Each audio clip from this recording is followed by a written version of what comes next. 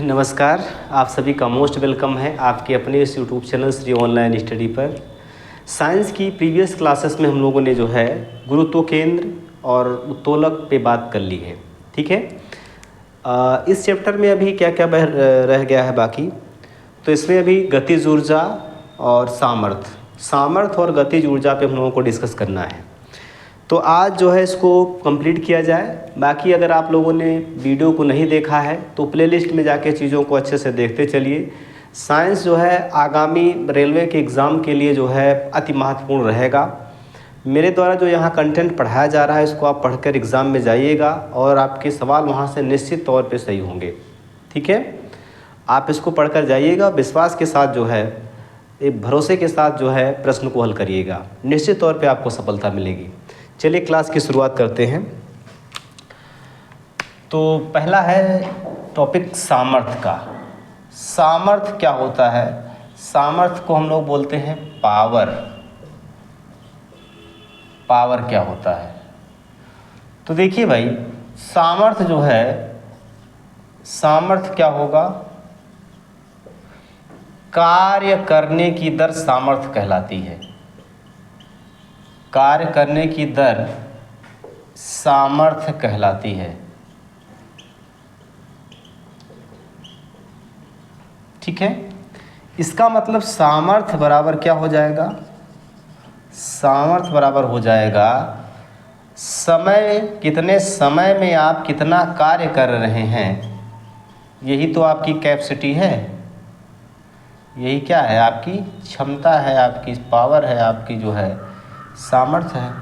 ठीक है, या हम इसको कह सकते हैं P बराबर W/T। P बराबर W/T। मात्रक अगर इसका देखा जाएगा, मात्रक क्या हो जाएगा यहाँ से? तो यहाँ से मात्रक W, कार्य का मात्रक जूल और समय का मात्रक सेकेंड, तो ये हो जाएगा जूल प्रति सेकेंड। जूल प्रति सेकेंड को ही हम बोलते हैं वाट। क्या बोलते हैं भाई? जूल प्रति सेकेंड को ही हम कहते हैं वाट। ठीक है, मशीनों की जो क्षमता होती है, मशीनों की कैपेसिटी जो है, मशीनों की क्षमता, ये किस में मापी जाती है? तो मशीनों की क्षमता मापी जाती है हार्स पावर में, अश्व शक्ति में मापी जाती है, अश्व शक्ति में मापी जाती है। ठीक है, तो देखिए एक हार्स पावर ये बराबर किसके हो जाएगा भाई? तो ये बराबर हो जाएगा 746 वाट के। एक हार्स पावर में कितने वाट होते हैं? तो 746 वाट होते हैं। मशीनों की क्षमता को मापने की इकाई क्या है? तो मशीनों की क्षमता को मापने की इकाई है हार्स पावर या अश्व शक्ति। क्लियर हुई बातें? चलो आगे देखते हैं इसमें। अब इसमें देखिए, जैसे बहुत सारी मशीनें होती हैं, उनमें उसकी क्षमता को बढ़ाने के लिए कुछ उसमें मॉडिफिकेशन किए जाते हैं, उसके बारे में थोड़ा सा जानते हैं। जैसे आप लोगों ने देखा होगा जो है बल, आघूर्ण और संवेग का यूज करके, मान लीजिए ये कोई थ्रेसर है, इस थ्रेसर की कैपेसिटी को बढ़ाने के लिए जो है इसमें ऐसे दो चक्के, एक चक्का इधर और एक चक्का इधर लगा दिया जाता है, जिससे क्या होगा? इस थ्रेसर का आरपीएम बढ़ जाएगा। ठीक है ना, आरपीएम का मतलब इसकी क्षमता को ये बढ़ा देगा। आई बात समझ में? तो ये जो चक्का लगाया गया है ये आरपीएम को बढ़ाने के लिए लगाया गया है, रेवोल्यूशन पर मिनट को बढ़ाने के लिए लगाया गया है। ठीक है, अगर ये चक्का ना लगाया जाता तो इस थ्रेसर की जो कैपेसिटी है, जो पावर है, वो कहीं ना कहीं घट गई होती। तो इस चक्के के नाते जो है इस थ्रेसर की आरपीएम और ज़्यादा बढ़ जाती है, और इसका बढ़ने का रीज़न ये है कि इसमें बल, आघूर्ण और संवेग की घटनाएं होने लगती हैं। क्लियर? चलिए, तो सामर्थ्य के बाद, इसके बाद हम लोग डिस्कस करेंगे ऊर्जा पे। ऊर्जा क्या होगी? तो जैसे कार्य करने की दर सामर्थ्य कहलाती है, तो आप लोगों ने बहुत पढ़ा होगा कार्य करने की क्षमता ऊर्जा कहलाती है। सही बात है, कोई दिक्कत नहीं है। कार्य करने की क्षमता क्या कहलाती है? ऊर्जा कहलाती है। देखिएगा, ऊर्जा, एनर्जी। एनर्जी क्या होती है भाई? एनर्जी तो देखो, कार्य करने की क्षमता, कार्य करने की क्षमता क्या होती है? ऊर्जा कहलाती है। ठीक है, कार्य करने की क्षमता क्या कहलाती है? ऊर्जा कहलाती है। ठीक, ऊर्जा को जो मेजरमेंट किया जाता है उसका यूनिट क्या होगा? ऊर्जा को मापने की इकाई होती है जूल। ये तो एसआई पद्धति में हो गया। ठीक है, अगर आपसे पूछा जाए कि सीजीएस पद्धति में, सेंटीमीटर ग्राम सेकेंड पद्धति में ऊर्जा का मात्रक क्या होगा? पद्धति में ऊर्जा को किस में मापेंगे? तो ऊर्जा को मापते हैं अर्ग में। किस में मापते हैं? अर्ग में। और 1 जूल ये बराबर होता है 10 की पावर 7 अर्ग के। 1 जूल ये बराबर किसके होता है? 10 की पावर 7 अर्ग के। ठीक है, अब ये जो ऊर्जा होती है ये अनेक रूपों में होती है। किसी न किसी रूप में ऊर्जा इस ब्रह्मांड में विद्यमान होती है। इस चीज़ को आप लोग भी जानते हैं। तो ऊर्जा जो है ये अनेक रूपों में होती है। इनको हम केवल मॉडिफाई करके जो है यूज करते हैं। ऊर्जा अनेक रूपों में होती है, इसको केवल और केवल हम मॉडिफाई करके यूज़ करते रहते हैं कि हाँ किस वस्तु में कौन से प्रकार की ऊर्जा है। तो देखिएगा, कुछ ऐसे उपकरण हैं जिनके आधार पर हम ऊर्जा को जान जाते हैं कि हाँ ये इस ऊर्जा पे काम कर रहे हैं। तो जैसे मैं अगर आपसे कहूँ कि मोमबत्ती, मोमबत्ती जो होगा ये किस ऊर्जा को बदलेगा? तो मोमबत्ती जो है ये रासायनिक ऊर्जा को बदलेगा। रासायनिक ऊर्जा को किस में बदलेगा भाई? तो ये रासायनिक ऊर्जा को बदलेगा प्रकाश तथा ऊष्मीय ऊर्जा में। प्रकाश तथा ऊष्मीय ऊर्जा में। ठीक है, अगर हम आपसे कहें, वैसे हमने इसको थोड़ा सा आपको प्रीवियस लेक्चर में बताया है, ठीक है, लेकिन फिर भी जान लीजिए, प्रकाश संश्लेषण में क्या होता है, फोटोसिंथेसिस में क्या होता है। प्रकाश संश्लेषण में जो है सोलर एनर्जी को, सौर ऊर्जा को किस में बदला जाता है? तो ये बदला जाता है विद्युत ऊर्जा में। सौर ऊर्जा या प्रकाश ऊर्जा को किस में बदला जाता है? तो बदला जाता है विद्युत ऊर्जा में। किस में बदला जाएगा भाई? विद्युत ऊर्जा में। अगला, ये जो इंजन होता है, चाहे भाप का इंजन हो चाहे डीजल इंजन हो, ठीक है, इसमें क्या होगा? इंजन में जो है ऊष्मीय ऊर्जा को, पहले डीजल जलेगा, डीजल जलने के बाद बनेगा हीट, और वही हीट को बदला जाएगा किस में? यांत्रिक ऊर्जा में। ठीक है, तो ऊष्मीय ऊर्जा को किस में कन्वर्ट किया जाता है? ऊष्मीय ऊर्जा को बदला जाता है यांत्रिक ऊर्जा में। किस में बदलेंगे? यांत्रिक ऊर्जा में बदला जाता है। ठीक है, ऊष्मीय ऊर्जा को किस में बदलते हैं? यांत्रिक ऊर्जा में बदलते हैं। और देखिए, और जैसे ये हारमोनियम हो गया, सितार हो गया, गिटार हो गया, इनको क्या करते हैं? तो ये हारमोनियम जो होता है यह यांत्रिक ऊर्जा को ध्वनि ऊर्जा में बदलता है। किसी यंत्र की ऊर्जा को किस में बदलेगा? ध्वनि ऊर्जा में। ठीक, इसके अलावा और देख लीजिए, ये गड़बड़ हो गया ना। देखिए, प्रकाश संश्लेषण सौर ऊर्जा को रासायनिक ऊर्जा में बदलता है भाई। किस में बदलेगा? रासायनिक ऊर्जा में। मेरे दिमाग में सोलर सेल चल रहा था, सोलर सेल लिख लीजिए, सोलर सेल, सोलर सेल। प्रकाश संश्लेषण में सौर ऊर्जा को रासायनिक ऊर्जा में, सौर ऊर्जा को रासायनिक ऊर्जा में। सोलर सेल क्या करता है? सोलर एनर्जी को, सौर ऊर्जा को विद्युत ऊर्जा में, सौर ऊर्जा को किस में बदलेगा? विद्युत ऊर्जा में। क्लियर हुआ? सौर ऊर्जा को किस में बदलता है? विद्युत ऊर्जा में। और विद्युत बैटरी की अगर बात करें, विद्युत बैटरी जो होती है, जैसे आप लोगों ने देखा होगा तमाम टार्च वगैरह में बैटरी लगती है, मोबाइल में बैटरी है, तो ये क्या होता है, इसमें रासायनिक ऊर्जा को किस में कन्वर्ट किया जाता है, विद्युत ऊर्जा में। रासायनिक ऊर्जा को विद्युत ऊर्जा में, रासायनिक ऊर्जा को विद्युत ऊर्जा में।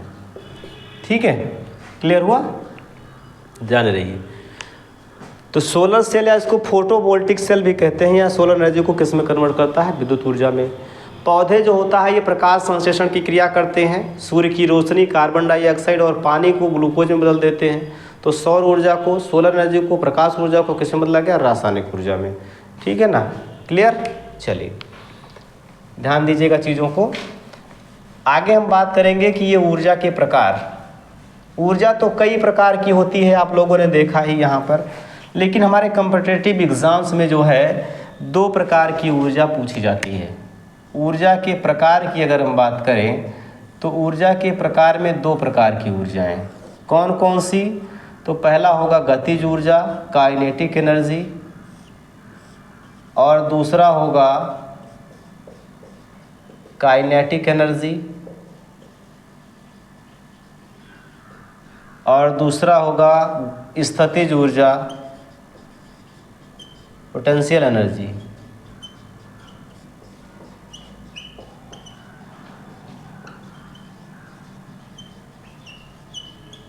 बताइए भाई, क्लियर है, आगे बढ़े। चलिए अब हम एक एक दोनों प्रकार की ऊर्जाओं को देखते हैं और इनसे संबंधित हमारे एग्जाम में सवाल क्या बनता है इस पे थोड़ा सा बात करेंगे। ठीक,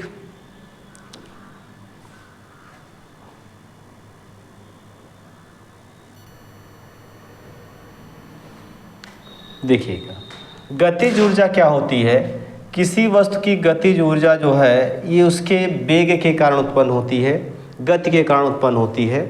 ठीक है, जैसे कोई वस्तु चलना शुरू करेगी उसमें एक ऊर्जा आ जाएगी और उसको कहते हैं गतिज ऊर्जा। ठीक है, यह गतिज ऊर्जा क्या होगी भाई, गतिज ऊर्जा जो है ये बराबर होगी 1/2 mv², या हम इसको कह सकते हैं कि गतिज ऊर्जा जो होती है ये बराबर होती है 1/2 द्रव्यमान गुणे वेग का स्क्वायर। क्लियर, इसका तात्पर्य क्या है, इसका मतलब ये है कि अगर कोई वस्तु चलना शुरू करती है, कोई वस्तु धरती पर है तो उसमें द्रव्यमान तो रहेगा ही, जैसे चलना शुरू करेगी उसमें एक ऊर्जा ऑटोमेटिक आ जाएगी गति के नाते, और उसको हम क्या बोलेंगे, गतिज ऊर्जा। गतिज ऊर्जा ये डिपेंड करती है उस वस्तु के द्रव्यमान और वेग के गुणनफल पे। द्रव्यमान और वेग दोनों ज़्यादा है तो गतिज ऊर्जा बहुत अधिक होती है उस वस्तु में। ठीक, अब एक बात ध्यान रखिएगा कि अगर यहाँ पर हम देखें तो ये पूरा का पूरा मान तो फिक्स रहता है, 1/2 यम का मान तो फिक्स रहता है, 1/4 हम नहीं लिख सकते यहाँ पर, यम फिक्स रहेगा। किसी वस्तु का द्रव्यमान अगर 50 किलोग्राम है 50 किलोग्राम है, 500 किलोग्राम है 500 किलोग्राम, ये फिक्स रहेगा। बदलेगा क्या, वेग। कोई वस्तु अगर चल रही है किसी स्थान से एक स्थान से दूसरे स्थान पर जा रही है तो वहाँ पर उस वस्तु में द्रव्यमान तो फिक्स है, 1/2 का मान तो फिक्स है, बदलेगा क्या, वेग। कभी वो 40 की स्पीड से चलेगा, कभी वो 70 की स्पीड से चलेगा, कभी 120 की स्पीड से चलेगा, तो उसमें गतिज ऊर्जा में परिवर्तन होता रहता है। ठीक, तो अगर हम यहाँ देखें तो अगर हम वेग को दोगुना कर देते हैं, पहले वेग अगर 1 है, 1 किलोमीटर पर सेकेंड मान लीजिए, 1 मीटर पर सेकेंड है, तो 1 का स्क्वायर करेंगे तो गतिज ऊर्जा कितनी आएगी, 1 जूल आ जाएगी। लेकिन अगर हम इस वेग को दोगुना कर देंगे तो दोगुना करने पर गतिज ऊर्जा कितना जूल हो जाएगी, 4 जूल।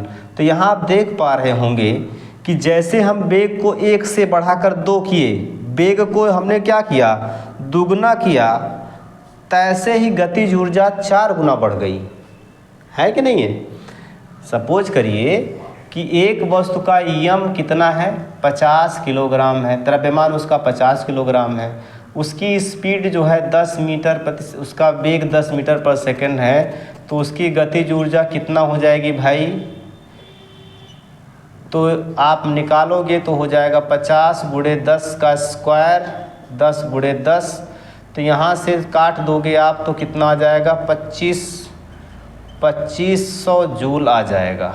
अगर हम यही वेग बढ़ाकर दोगुना कर दें, यम का मान यही रखें 50 किलोग्राम, वी का मान बढ़ाते 10 है तो यहाँ कर दे 20 मीटर पर सेकेंड, तो काइनेटिक एनर्जी क्या हो जाएगी, 1/2, द्रव्यमान कितना है 50, वेग का मान 20 का स्क्वायर, तो ये कितना हो जाएगा भाई 25 दूना 50 दूना 100 और 00। तो आप यहाँ देख पा रहे होंगे एक बात कि जो बात हमने यहाँ बताई है वही तो यहाँ लागू हो रही है कि यहाँ जैसे हमने वेग को बढ़ाकर दोगुना किया तैसे ही गतिज ऊर्जा पहले की अपेक्षा कितना गुना बड़ी हो गई, 4 गुना अधिक बढ़ गई। क्लियर है बातें? तो अगर वेग का मान पहले से दोगुना कर देते हैं तो गतिज ऊर्जा 4 गुनी हो जाती है। तो जो भी आपको मान दिया रहेगा कि अगर पूछेगा कि किसी वस्तु का वेग आधा कर दिया जाए तो गतिज ऊर्जा कितनी हो जाएगी, तो यहाँ आधा कर देंगे, 1/2 कर देंगे, तो 1/2 का स्क्वायर कितना हो जाएगा, 1/4। इसका मतलब गतिज ऊर्जा जो है 1/4 रह जाएगी। कितनी रह जाएगी, 1/4 रह जाएगी। क्लियर हुई बात? चलिए अब इसके एग्जाम्पल्स देखते हैं कि किन किन वस्तुओं में गतिज ऊर्जा होती है।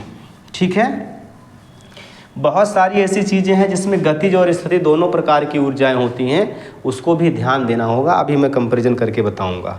तो पहले देखिए गतिज ऊर्जा किस में होगी। जैसे बहता हुआ पानी, चलती गाड़ी अगर चल रही है तो उसमें कौन सी ऊर्जा है, चलती गाड़ी, लुढ़कती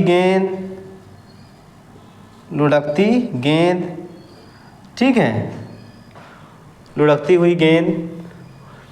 और सीधा ये जानिए कोई चीज़ अगर ज़मीन पर चल रही है तो उसमें गतिज ऊर्जा, ठीक है। अगर वही आसमान में चल रही है तो गतिज और स्थिति दोनों प्रकार की ऊर्जाएं होंगी। अभी मैं बताऊंगा कैसे होता है, ठीक है ना। बहुत सारी चीज़ें आपके दिमाग में आ रही होंगी कि किसमें गतिज ऊर्जा होगी, किसमें स्थितिज ऊर्जा होगी, किसमें दोनों प्रकार की ऊर्जाएं होंगी, तो सब क्लियर कर दिया जाएगा, कोई दिक्कत नहीं है। तो अभी इसमें देखिए कोई चीज़ अगर चल रहा हो तो उसमें किस प्रकार की ऊर्जा होगी, गतिज ऊर्जा, फिक्स है। ठीक, चलो अब हम बात कर लेते हैं स्थितिज ऊर्जा की। स्थितिज ऊर्जा क्या होती है भाई? स्थितिज ऊर्जा जो होती है ये किसी विशेष अवस्था के नाते उत्पन्न होती है, उसको हम बोलते हैं स्थितिज ऊर्जा। ठीक है, स्थितिज ऊर्जा जो है ये किसी विशेष दशा के कारण उत्पन्न होती है। तो देखिए स्थितिज ऊर्जा,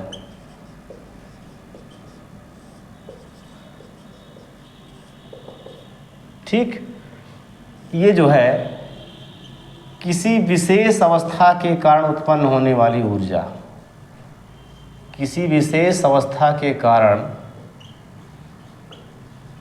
उत्पन्न ऊर्जा। कैसे लिखते हैं भी? स्थितिज ऊर्जा को कैपिटल यू से लिखते हैं। U बराबर होता है mgh। U बराबर क्या होता है, mgh, जहाँ m क्या है उस वस्तु का द्रव्यमान है, g क्या है गुरुत्वीय त्वरण है, और h क्या है ऊंचाई है। क्या है भाई, ऊंचाई। क्लियर? तो U बराबर mgh। अब हम कहें आपसे कि किन किन वस्तुओं में स्थितिज ऊर्जा होगी, तो देखिएगा कि जैसे जो है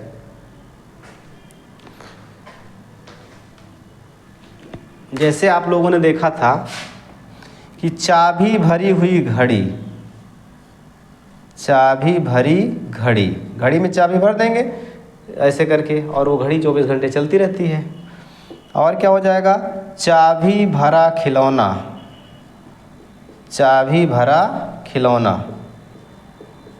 ठीक है, चाबी भरी घड़ी, चाबी भरा खिलौना। कोई आदमी ऐसे ऊपर हाथ उठाया है हथौड़ा लेकर, उसमें कौन सी ऊर्जा, स्थितिज ऊर्जा। ठीक है, खिंचा हुआ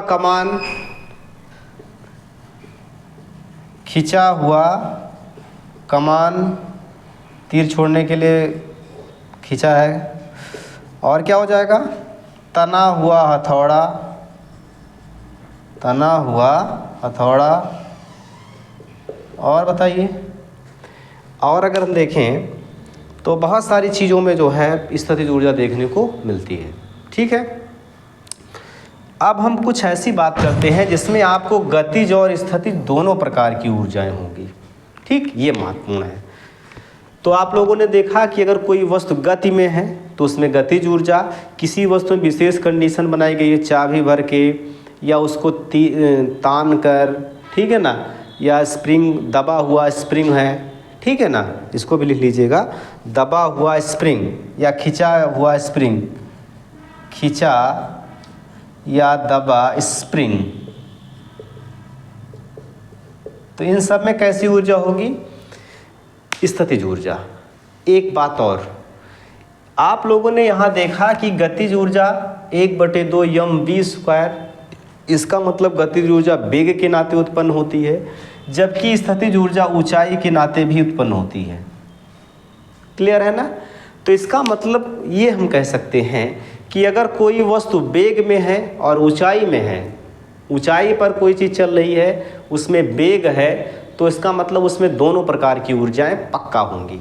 ठीक, कैसे? देखिएगा, जैसे मान लीजिए कोई चिड़िया आकाश में उड़ रही है, कोई हवाई जहाज़ आकाश में उड़ रहा है, कोई हवाई जहाज़ ऐसे आकाश में उड़ रहा है, ठीक है ना, तो ये ऊंचाई इसमें है और स्पीड भी है, मतलब वेग भी है और ऊंचाई भी है, तो इसका मतलब इसमें दोनों प्रकार की ऊर्जाएं होंगी, बिल्कुल होंगी। तो ऐसी चीज़ों की हम बात करते हैं जिसमें गतिज तथा स्थितिज दोनों ऊर्जाएं होती हैं। गतिज तथा स्थितिज दोनों प्रकार की ऊर्जाएं किसमें किसमें होंगी? तो आप कहोगे कि सर जो चीज़ ऊंचाई पर उड़ रही हो या ऊंचाई पर चल रही हो उसमें कौन सी ऊर्जा होगी? दोनों प्रकार की ऊर्जाएं होंगी, बिल्कुल सही बात। तो जैसे उड़ता हुआ हवाई जहाज, उड़ती चिड़िया, चिड़िया भी तो ऊंचाई पर उड़ रही है, उड़ती चिड़िया, ठीक। और क्या बताया हमने? वेग हो और ऊंचाई पर हो। तो अगर सपोज करिए आप बस के अंदर बैठे हैं, बस के अंदर बैठे हैं, तो आप में कौन सी ऊर्जा होगी? तो आप बस में 2-4 फीट की ऊंचाई पर होंगे, बस चल रही है, तो आप में जो है बस के नाते गतिज ऊर्जा और ऊंचाई के नाते स्थितिज ऊर्जा, दोनों प्रकार की ऊर्जा। बस, चलती बस में बैठा आदमी, चलती बस में बैठा आदमी, बात समझ पा रहे हैं ना? ऊंचाई है, बस में आप बैठे हैं तो 4 फीट की ऊंचाई पर बैठे हैं और बस चल रही है, तो बस में वेग भी है और आप ऊंचाई पर हैं, तो बस में तो गतिज ऊर्जा है, लेकिन आपके अंदर दोनों प्रकार की ऊर्जाएं हैं। क्लियर? क्योंकि आप ऊंचाई पर हैं और बस के साथ चल रहे हैं। और छत से गिरता पत्थर, छत से कोई पत्थर आप गिरा रहे हैं तो ऊंचाई पर पत्थर है, वहाँ से आ रहा है, तो इसका मतलब उसमें गतिज और स्थितिज दोनों प्रकार की ऊर्जाएं होंगी। हाँ, बदलती रहती हैं, ये बात अलग है। और क्या हो जाएगा भाई? ठीक है, तो ये कुछ ऐसी चीज़ें हैं जिसमें गतिज और स्थितिज दोनों प्रकार की ऊर्जाएं होंगी। फेंका गया पत्थर भी होगा, छोड़ा गया तीर, फेंका गया पत्थर, छोड़ा गया तीर, दागी गई गोली। तो अब गोली जा रही है ऐसे, गोली इस तरीके से ऐसे जा रही है आगे, ठीक है ना। अब ये गोली जा रही है तो ये गोली ऊंचाई पर जा रही है, इसमें वेग भी है, तो इसमें कौन सी ऊर्जा? गतिज और स्थितिज दोनों प्रकार की ऊर्जाएं। तो आई होप ये कॉन्सेप्ट आप लोगों को समझ में आ गया होगा। ठीक है, तो इसको आप कई बार रिवीजन करिएगा। अभी कुछ चीज़ें इसमें बची हुई हैं, इस पर हम कल डिस्कस करेंगे। आज के लिए इतना रखिए, मिलते हैं कल के वीडियो में। तब तक आप इन चीज़ों को अच्छे से रिवीजन करिए और विज्ञान को जो है एकदम सरल भाषा में समझते चलिए हमारे साथ। ठीक, ओके, धन्यवाद सभी को।